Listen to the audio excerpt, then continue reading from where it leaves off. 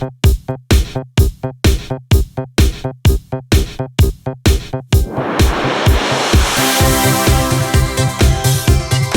you need to add an extra controller to your Xbox setup, you don't have to worry about the weirdness that used to come baked into third-party controllers.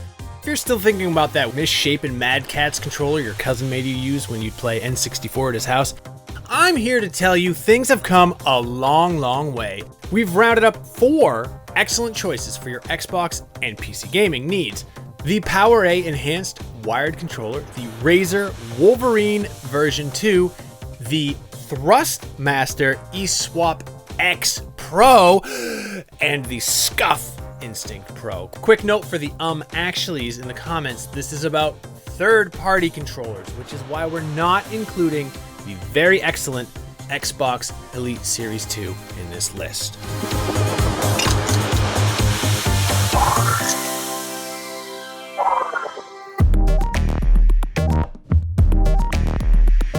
It wouldn't be a proper budget to best video without a PowerA wired controller bringing up the budget spot. The PowerA Enhanced wired Xbox controller retails for just $38, but you can get it cheaper than that without really even trying. And as far as wired controllers go, well, it's great. Its enhancements are actually great and useful, especially for a controller at this price point. Sure, not having wireless capabilities is a minor bummer, but you get remappable buttons, a 3.5mm headphone jack with a volume adjustment right on the face of the controller, as well as a share button because obviously sharing means caring. The back of the PowerA controller has 3 additional buttons you can set up to your liking, which is always appreciated. But perhaps the nicest thing is the sheer number of design options available. You might be expecting 3, maybe 4 color schemes. The PowerA Enhanced comes in almost 30 different designs, from basic colors to metallic schemes to designs based on Mass Effect and Borderlands, just to name a few. Basically, if you're looking for a solid controller for a really great price, you kind of can't go wrong with the PowerA, as long as you don't mind having a wired connection. Next up is the Razer Wolverine V2. Like the PowerA, this is also a wired option. There's a theme here, but it feels way more like a premium controller than the PowerA. And remember, I said the PowerA was nice.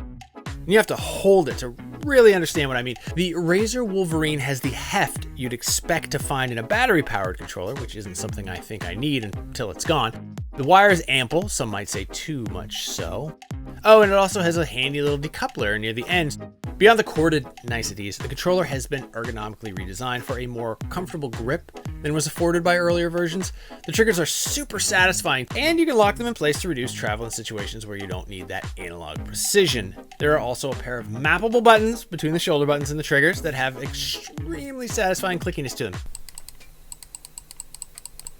Build quality alone puts this ahead of most controllers. Everything about it seems premium to the point I don't mind the fact that it's wired. As far as settings are concerned, there's an Xbox app from Razer specifically allowing you to configure the Wolverine V2 to your liking. Remap the buttons, adjust the thumbstick sensitivity. It's all possible without needing to plug the controller into a PC.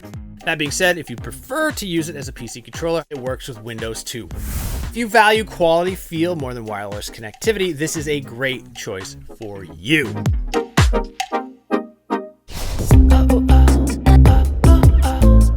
Are you one of those people who prefer offset analog sticks? Or are you one of those weirdos who likes to have them side by side?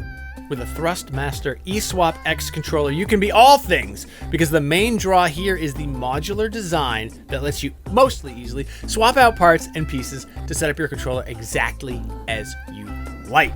The grips are magnetically held in place, making them a breeze to change. The only slightly tricky part are the triggers, because they're held in by Phillips screws, and they're tiny.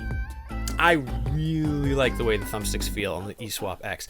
They are easily my favorite out of all the controllers I checked out for this budget to best. The triggers and face buttons are, they're okay actually. The D-pad on the other hand, not really a fan. Also, I'm not feeling the trigger locks at all. Like literally, it doesn't feel like it's changing their range of motion in any meaningful way. Nitpicks aside, the Thrustmaster has a pretty detailed software suite to adjust your sensitivities and remap buttons however you like.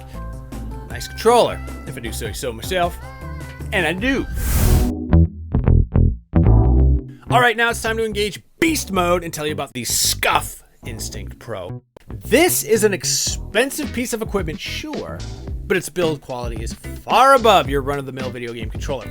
It definitely feels like you could hammer nails into a 2x4 with it. Please don't. Since this is a wireless controller, it has a battery compartment. The option to recharge or just drop in a set of AA batteries has always set the Xbox apart from its competitors, and the Scuff adopts this flexible scheme and improves on it with a battery compartment door that's held in place magnetically. The buttons feel great and are, of course, remappable as you would expect, and the triggers can be unlocked or locked, although in locked mode, they feel quite a bit better than Razer or Thrustmaster's offerings.